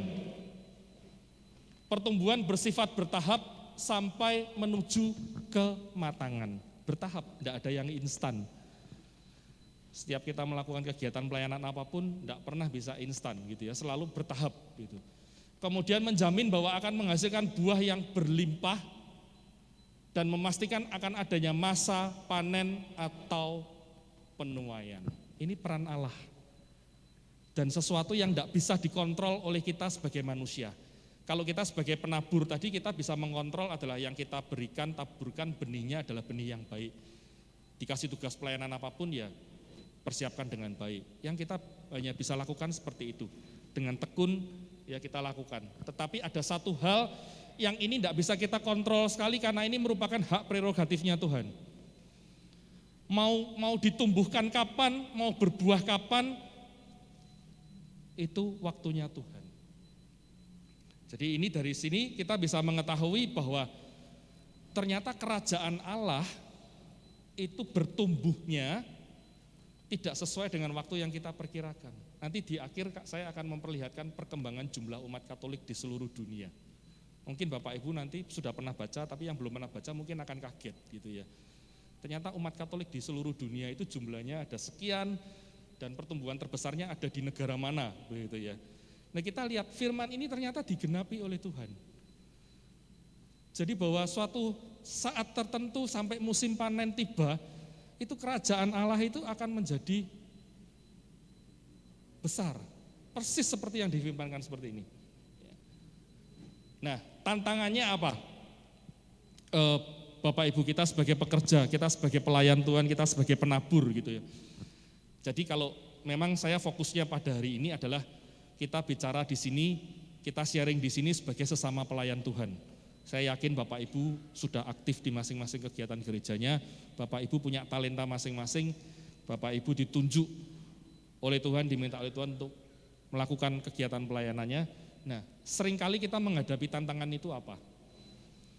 Kita itu tidak sabar atau tidak mau mengikuti proses, kita maunya instan. Sebagai manusia kita sering berpikir kalau saya melakukan ini harusnya hasilnya ini dong. Kalau penjualannya nggak bagus, saya iklan segala macam, harusnya omset saya akan naik dong. Kita terbiasa berpikir dengan logika manusia begitu ya. Tetapi Tuhan tidak seperti itu ternyata. Ya. Tidak sabar atau tidak mau mengikuti proses itu biasanya tantangan kita. Kemudian konflik antara pekerja atau pelayan Tuhan sudah bukan rahasia lagi, di gereja pun sesama pengurus sudah ada konflik. Kemudian klaim keberhasilan menghasilkan buah yang berlimpah, dan ketika suatu saat sesuatu yang kita pimpin itu menuai keberhasilan, giliran kita ngeklaim sebagai sesama pelayan Tuhan, ini berhasil karena aku nih, ini berhasil karena kepengurusanku. Biasanya secara manusia normalnya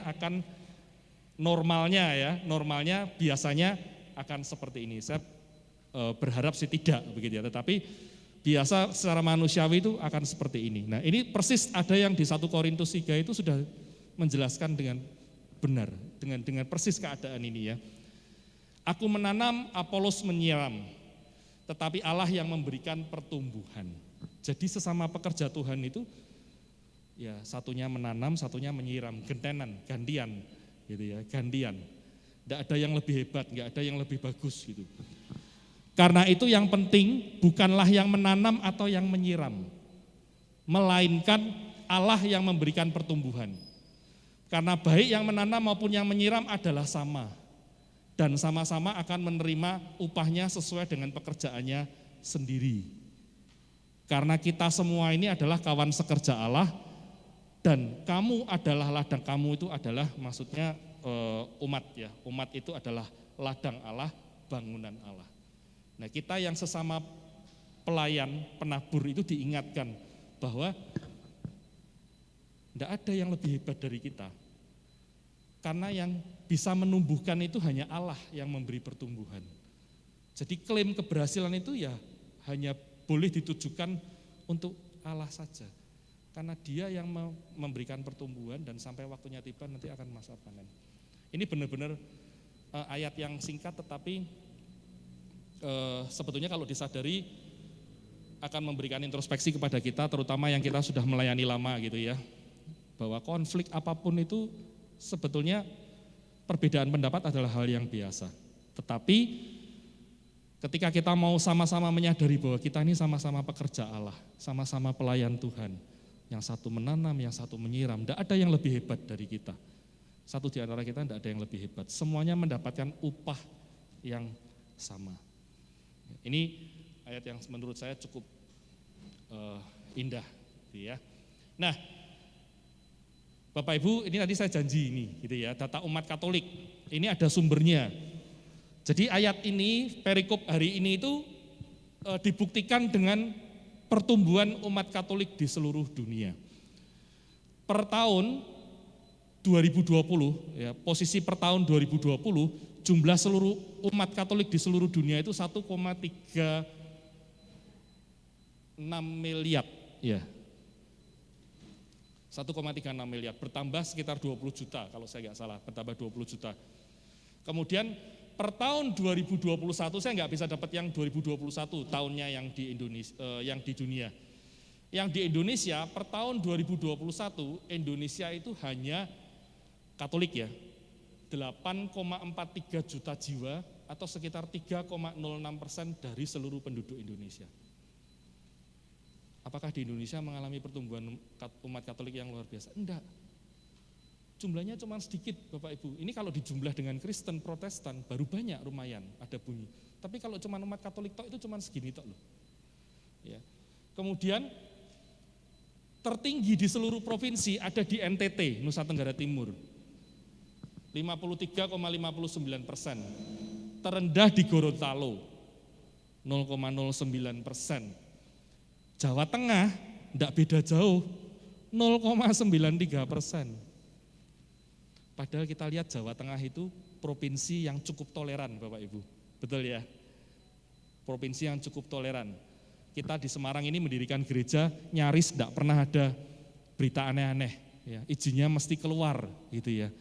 Tapi kok ya pertumbuhan umat Katoliknya tidak menolong banyak. Jawa Tengah itu cuma 0,93%. Saya baca data ini ya kaget. Memang kita lebih baik dari Jawa Timur. Ya, tetapi dengan Jawa Barat malah kita sepertinya kalah dengan Jawa Barat. Jawa Barat yang terkenal dengan intoleran malah DKI Jakarta lebih tinggi dari kita. Ya karena penduduknya lebih besar. Ya, penduduknya jumlahnya lebih banyak. Ini kita bicara di Indonesia. Jadi di dunia naik pesat, di Indonesia tidak mengalami pertumbuhan yang signifikan. Nah, sekarang kita lihat pertumbuhan umat Katolik di seluruh dunia. Negara dengan pertumbuhan terbesar umat Katolik selama 10 tahun terakhir, urutan ke-10 itu Mongolia Bapak Ibu. Pernah terbayang enggak Mongolia? Mongolia itu tahun 1990 enggak ada gereja. Tahun ini, 2020 ini, umatnya mengalami kenaikan sebesar 106% selama 10 tahun terakhir. Setelah Mongolia, yang mengejutkan lagi Tiongkok. Tiongkok di tengah ancaman dari pemerintah gitu ya. Uskup itu sering dipenjara, khotbah harus diseleksi, materi khotbah harus diberikan dulu oleh pemerintah untuk diperiksa apakah ini bertentangan dengan kebijakan pemerintah atau enggak. Di tengah tindakan represif pemerintah seperti itu, umat Katoliknya tumbuh 118%. Jumlahnya menjadi 14 juta orang. Lebih tinggi dari Indonesia karena penduduk Cina lebih banyak. Dua negara ini ada di Asia. Berikutnya pertumbuhan terbesarnya itu di Norwegia. Norwegia penduduknya kecil, Eropa Utara kan dia. Dia bertumbuh 135% tetapi tetap bertumbuh di tengah semakin banyaknya paham ateisme. Dan selama ini Kristen Protestan lebih banyak dibanding Katolik. Tetapi selama 10 tahun terakhir mayoritas agama penduduknya diperkirakan akan bergeser dari Kristen Protestan menjadi Katolik. Norwegia ini unik, ya. Jadi gereja Katolik di sana malah berkembang pesat begitu ya. Yang mengejutkan Arab, Bapak Ibu. Qatar itu kan Arab, ya. 140% dan benih firman-Nya dibawa oleh siapa, Bapak Ibu? Bukan oleh pewarta-pewarta, bukan oleh yang romonya masuk duluan, enggak. Yang membawa agama Katolik masuk ke Qatar pertama kali ini benih firman-Nya dibawa oleh tenaga kerja dari Filipina, Sri Lanka, dan India. Karena banyak orang Filipina, Sri Lanka, dan India mayoritas Katolik, mereka kerja di Qatar, mereka itu kepingin misa. Sama itu dengan gereja di paroki saya, di Semarang Indah itu ada misa Inggris gara-gara mau dulu di sana di tempat kami itu banyak orang Filipino yang kepingin bisa misa dengan bahasa Inggris. Akhirnya Bapak Uskup menunjuk gereja paroki Semarang Indah itu untuk mengadakan misa Inggris bagi umat-umat yang ada umat-umat Filipino. Akhirnya misa Inggrisnya berjalan sampai sekarang. Jadi karena ada kebutuhan dulu. Dan benihnya ini berarti yang bawa bukan rohaniwan, justru orang-orang biasa yang mereka rindu setiap minggu kepingin misa. Lah ini jadi Qatar. Qatar ini sekarang malah penduduk aslinya yang Arab itu juga banyak yang ikut-ikutan jadi Katolik. Kemudian Islandia, ya ini kalau negara Eropa kita tidak heran lah ya, karena memang basicnya adalah Christianity gitu ya. Nah, yang kelima Korea Selatan. Ada 160%, bahkan ada 3 presiden yang pernah menjabat dan beragama Katolik. Korea Selatan. Nomor 4 mengejutkan, Sudan Selatan itu negara paling baru, negara yang termasuk paling baru, dan dulunya negara konflik. Dan ingat Bapak Ibu, sekali lagi kita lihat di negara-negara yang banyak konfliknya, pertumbuhan kerajaan Allah di situ luar biasa besar. Sudan Selatan 200%, tapi pemeluk Katoliknya lebih dari 90%. Uni Emirat Arab, ya. Ini negara Arab yang sekarang sedang gencar-gencarnya membuka diri, menyatakan bahwa saya adalah negara Arab yang sangat toleran.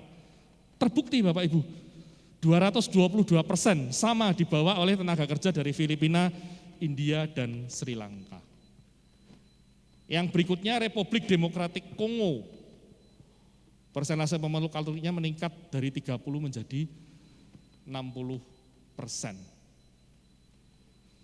Ya, ini persenannya mungkin agak kurang pas gitu ya, tetapi kalau di rata-rata itu 230%. Dan yang tertinggi adalah Bahrain. Bapak Ibu bisa melihat, pemeluk agama Katolik itu sebagian besar sebetulnya ada di 48%-nya itu ada di benua Amerika. Di benua Amerika yang terbanyak adalah Amerika Selatan. Jadi Brasil, Kolombia, ya itu memang basisnya agama Katolik. Jadi 48% ada di benua Amerika, khususnya Amerika Selatan. Tetapi di sana tidak mengalami pertumbuhan yang cukup bagus. Bahkan saya pernah, suatu saat saya mendapatkan kesempatan, saya bisa jalan-jalan ke Roma itu, saya dibantu guide oleh seorang suster. Susternya bilang begini, Pak, di sini itu 90% orangnya agamanya Katolik. Tapi nanti kalau Bapak ke gereja jangan kaget ya, gerejanya kosong semua. Jadi 90% di Italia itu kan agamanya Katolik, ya, hampir semua malah dikatakan agamanya Katolik. Ya kalau kita di Roma itu hampir di setiap sudut itu gereja loh Bapak Ibu. Hampir di setiap sudut gereja. Saya tanya ke suster, kok bisa di setiap sudut gereja? Karena di situ pasti ada peristiwa bersejarah, ada sesuatu yang sangat berharga, dan gereja tidak mau itu dimiliki oleh swasta atau orang lain yang nanti sejarah gerejanya akan hilang. Makanya langsung dibeli dan didirikan gereja. Jadi di setiap pojok-pojok itu gereja itu banyak sekali. Nah, tapi yang masuk ke gereja ikut misa itu sepi Bapak Ibu. Yang ikut misa itu ya turis-turis kita yang dari luar negeri yang agamanya Katolik itu, yang ikut misa itu. Di situ bisa dilihat pertumbuhan umat Katoliknya itu tidak ada di sini. Bahkan Indonesia pun tidak ada. Tetapi ini seperti menggenapi janji Tuhan ya. Seperti benih yang kecil, ya awalnya dari benih yang mungkin tidak dibawa oleh rohaniwan, benih yang tadinya dibawa oleh pekerja-pekerja yang dia merasakan kebutuhan begitu ya, dia rindu akan kepingin ketemu Tuhan dengan melalui misa begitu, mereka minta kepada pemerintah untuk bisa mendapatkan fasilitas gereja, akhirnya dari situ gereja Katolik bertumbuh menjadi besar. Dan kita lihat kerajaan Allahnya ini bertumbuhnya luar biasa. Makanya di Afrika dan di Arab itu Bapak Paus itu seringkali sekarang berkunjungnya ke situ. Ya, seringkali berkunjung ke Sudan, ke Afrika, kemudian ke negara-negara Arab ya. Itu karena mereka melihat secara statistik. Jadi Katolik itu kan luar biasa ya. Semua datanya terpusat begitu ya. Tersentral, kita bisa amati semua. Itu mencatat pertumbuhan yang luar biasa. Dari sini kita sekali lagi bisa belajar bahwa firman ini sudah digenapi. Cuman waktunya kan tidak cepat, ya, waktunya lama sampai menjadi sekarang ini 10 tahun ya prosesnya dari 2010 ke 2020. Tetapi pasti kerajaan Allahnya akan menjadi semakin besar dan pasti musim panennya akan tiba. Kalau kita melihat data-data seperti ini kita baru menyadari, oh ternyata benar ya, kita di Indonesia tidak menyadari. Ya seringkali kita melihat bahwa kita kok stuck jumlahnya. Bahkan bagi Bapak Ibu yang sekarang punya anak, sudah menginjak remaja, mendekati usia pacaran, mesti pernah suatu saat mengalami kondisi seperti ini, aduh anakku sudah punya pacar, tapi pacarnya agamanya beda gitu ya. Ini piye ini anaknya begitu ya. Ini bagaimana lah, seringkali kita mendapatkan pergumulan-pergumulan seperti itu begitu ya. Nah, kita tidak menyadari bahwa sebetulnya kerajaan Allah tetap bekerja dengan cara Tuhan. Nah, kita yang sebetulnya dipilih oleh Tuhan untuk menjadi pelayan Tuhan, apapun porsi kita, itu kita menjalankan tugas kita dengan sebaik-baiknya. Begitu Bapak Ibu, sharing firman dari saya. Terima kasih atas waktunya, berkah dalam. Saya akan tutup dengan doa ya. Oke. Mari Bapak Ibu kita menutup firman pada malam hari ini dengan berdoa. Dalam nama Bapa dan Putra dan Roh Kudus, amin. Bapa yang maha baik, kami mau mengucap syukur atas semua pengajaran yang boleh kami terima pada malam hari ini ya Bapa. Firman yang boleh kami dengarkan pada malam hari ini memberikan peneguhan kepada kami sebagai anak-anak yang Kau pilih, sebagai pekerja-pekerja yang Kau pilih, sebagai penabur-penabur yang Kau pilih sesuai dengan talenta, bakat yang telah Kau berikan kepada kami. Kami percaya Bapa, bahwa apapun tugas pelayanan yang telah Kau berikan kepada kami sesuai dengan porsi kami akan lakukan dengan sebaik-baiknya ya Bapa. Meskipun kadang kami melalui sebuah medan yang sangat sulit, kami merasa bahwa apa yang kami lakukan, apa yang kami kerjakan hanya diam di tempat saja. Seolah-olah apa yang kami tabur, firman yang boleh kami beritakan, kabar sukacita yang boleh kami berikan kepada teman-teman kami, saudara kami, tidak membuahkan hasil sesuai dengan keinginan kami. Tapi pada malam hari ini Bapa, Kau ingatkan kami bahwa itu semua bukan bagian kami. Itu semua bukan menjadi masalah bagi kami. Kami hanya perlu fokus, bekerja, melakukan apa yang sudah Kau tugaskan kepada kami, apa yang sudah Kau percayakan kepada kami. Kami akan menabur, terus menabur benih sesuai dengan tugas yang telah Kau berikan kepada kami. Meskipun keadaannya mungkin susah, sulit, di luar kemampuan kami, tapi kami percaya dengan penyertaan-Mu, dengan waktu-Mu, dengan pertumbuhan yang Kau berikan, dengan hak prerogatif yang Engkau punya ya Bapa, Engkau akan memberikan pertumbuhan.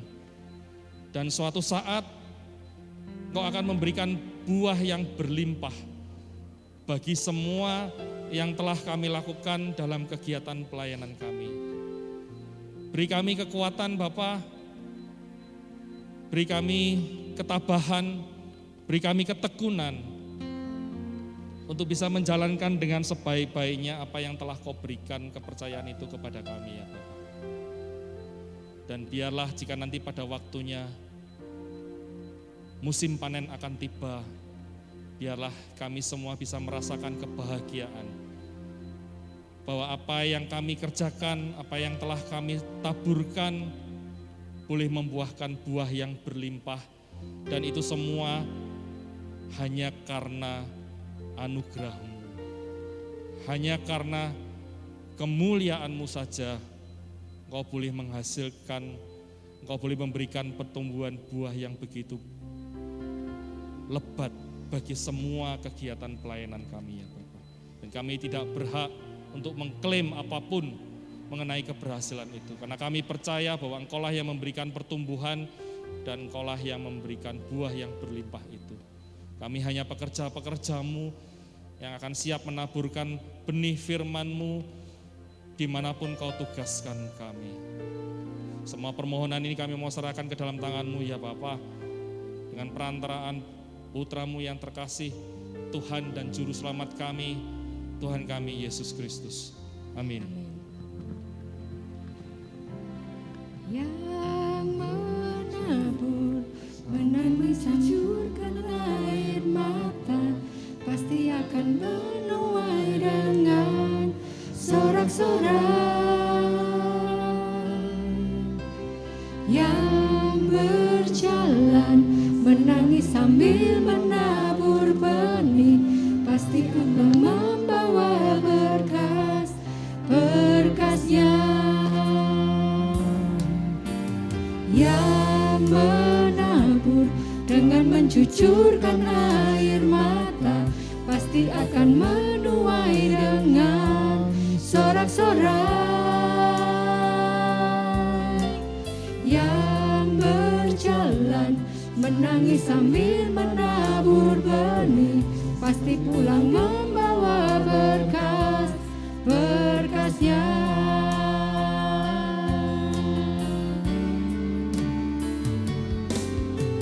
Yang menabur dengan mencucurkan air mata, pasti akan menuai dengan sorak-sorai. Yang berjalan menangis sambil menabur benih, pasti pulang membawa berkasnya. Pasti pulang membawa berkasnya. Pasti pulang membawa berkasnya.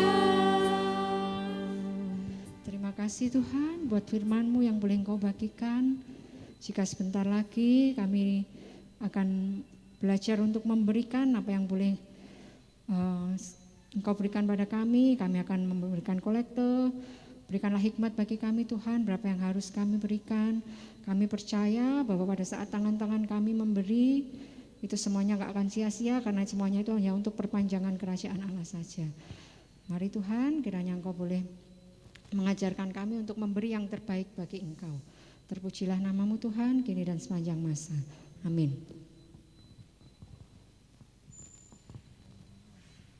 Ya, saatnya pengumuman.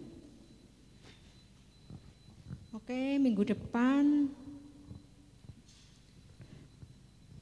masih dalam series bertumbuh dan berbuah dengan tema tertanam di tanah yang tepat, dengan pembicara Bapak Cai Haryanto, masih di tempat yang sama, Wispa KPP KAS lantai 3 di Imam Bonjol 172 Semarang. Waktunya sama ya, pukul 7 malam, hari Selasa.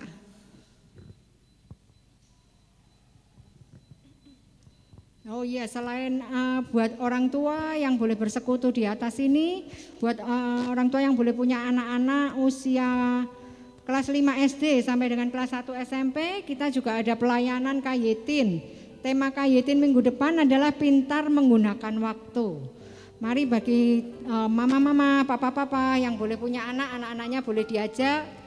Jadinya enggak cuma kita saja orang tua yang boleh menerima makanan rohani, tapi anak-anak kita pun juga boleh menerima makanan rohani juga.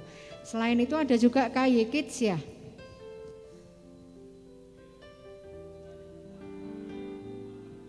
Oke. Next. Oh, sorry, ada tulisan kecil. Jadinya ada KY Kids dan KY Teen. Kalau KY Kids mulai dari toddler sampai kelas 4 SD. Kalau yang KY Teens tadi kelas 5 SD sampai kelas 1. Ada juga youth. Untuk youth mungkin bisa menghubungi Ibu Kristina yang saat ini mungkin sedang bertugas di KY Teen. Atau mungkin bisa juga menghubungi teman-teman yang ada di depan sini juga boleh. Nanti akan dibantu. Nah ini sel KY Youth. Untuk kelas 8 sampai kelas 12. Nah, kontak personnya Ibu Kristina, Cik Kristina aja, Kakak Kristina aja, jangan Ibu. Nanti terkesan tua. Selanjutnya PDKY juga punya tim doa syafaat bagi umat yang membutuhkan dukungan doa. Silakan boleh mengirimkan ujub doanya kepada Nancy dengan nomor WA seperti di atas. Mungkin kalau belum sempat nyatat bisa di screenshot dulu. Nanti tinggal di save.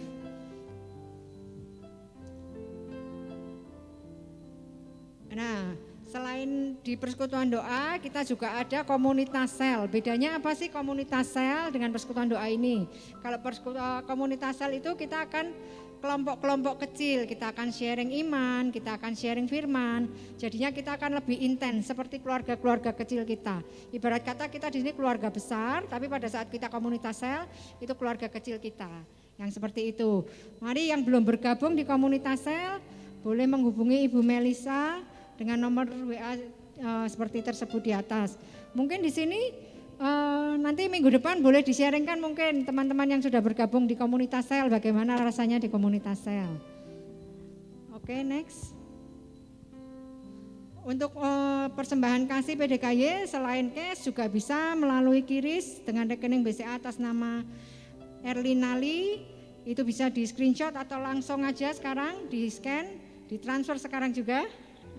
Silahkan.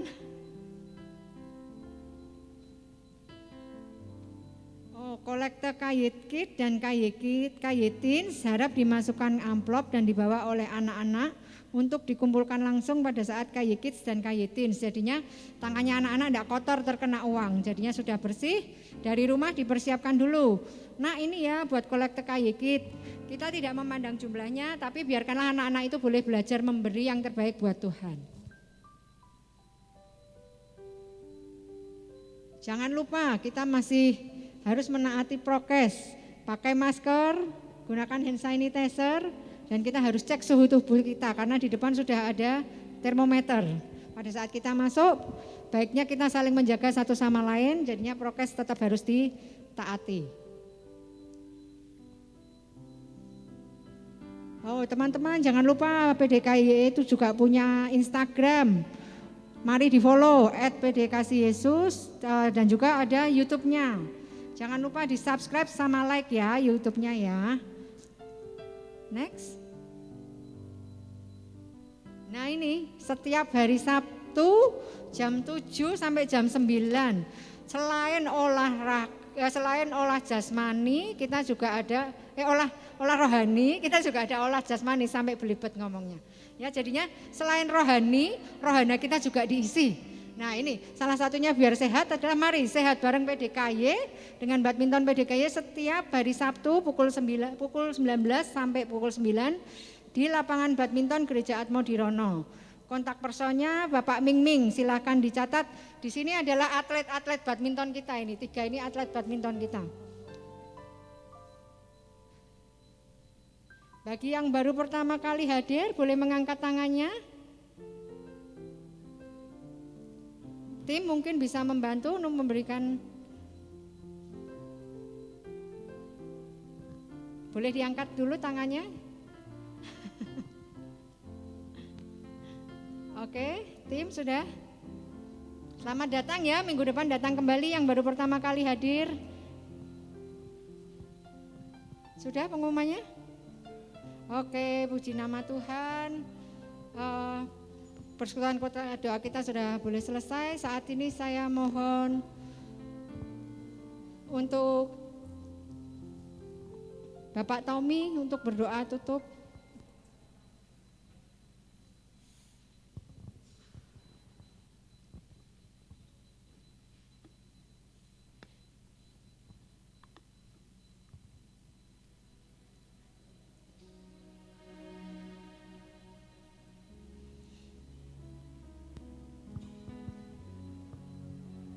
Baik, mari saya undang untuk kita boleh bangkit berdiri. Kita mau mengakhiri persekutuan doa kita dengan berdoa bersama.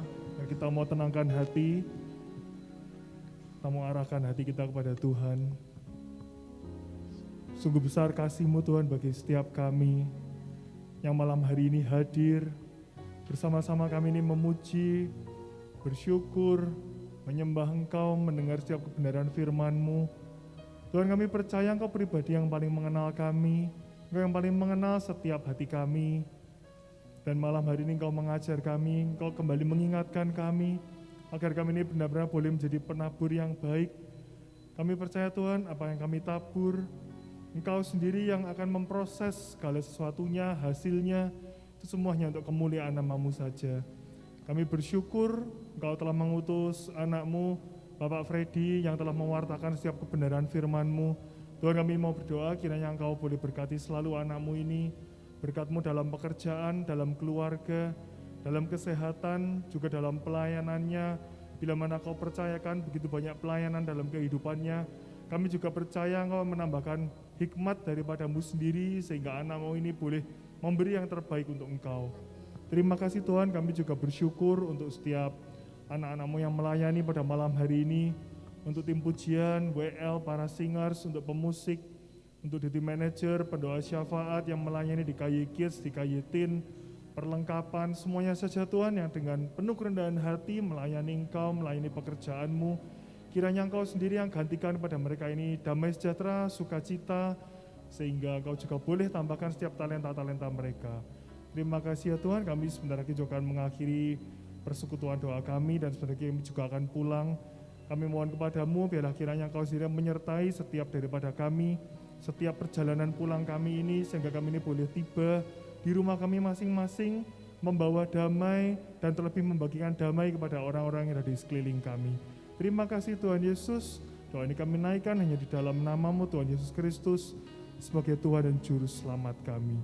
Kemuliaan kepada Allah Bapa, Putra dan Roh Kudus, seperti pada permulaan, sekarang, selalu dan sepanjang segala abad. Amin.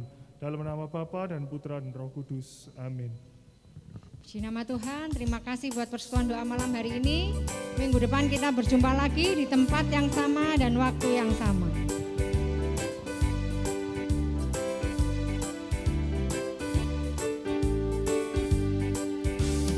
Hosanna, sing hallelujah to Jesus of Most High. Hosanna, sing hallelujah to Jesus of Most High. Hosanna, sing hallelujah to Jesus of Most High. Hosanna, sing hallelujah to Jesus of Most High. It is so good to praise the Lord and make music to your name, O Most High. It is so good to praise the Lord and make music to your name, O Most High. Can make music and make music to your name, O Most High. And make music to your name, O Most High. Selamat malam, Tuhan Yesus